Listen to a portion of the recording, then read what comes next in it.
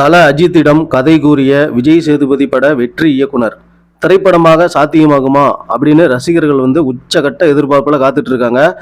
கோலிவுட்டையே திரும்பி பார்க்க வைத்த தகவல் இதுதான். நடிகர் அஜித்குமார் தற்போது குட் பேட் அக்லி திரைப்படத்துல கவனம் செலுத்தி நடிச்சிட்டு வராரு. பொங்கலுக்கு இந்த படம் வெளியாகி இருப்பதா அறிவிப்பு வெளியாகி இருக்குது. ஆதிக் ரவிச்சந்திரன் இயக்கி வரும் இந்த திரைப்படத்தின் முதற்கட்ட படப்பிடிப்பு ஹைதராபாத்ல தொடர்ந்து நடைபெற்றது. தற்போது அடுத்த கட்ட படப்பிடிப்புக்காக படக்குழுவினர் ஸ்பெயின் நாட்டுக்கு போயிருக்காங்க. இந்த திரைப்படத்துல கதாநாயகியா த்ரிஷா நடிப்பது கிட்டத்தட்ட உறுதியாகி இருக்குது. இவர்தான் விடாமுயற்சி படத்திலையுமே அஜித்துக்கு மனைவியா நடிக்கிறாரு. காணாமல் போன மனைவியை கண்டுபிடிக்கும் கதைதான் விடாமுயற்சியின் ஒன்லைன் ஸ்டோரி.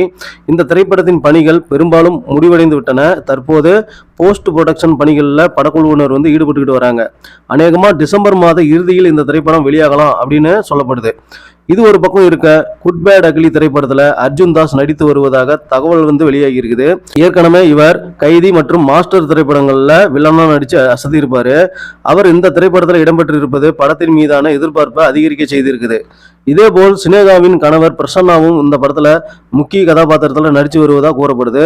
இதனிடையே அஜித்தின் அடுத்த திரைப்படங்கள் குறித்த தகவல்களும் வெளியாகி இருக்குது. முக்கியமா கேஜிஎஃப் பட இயக்குனர் பிரசாந்த் நீலுடன் அஜித்குமார் இணைய போவதா ஒரு தகவல் பரவியது.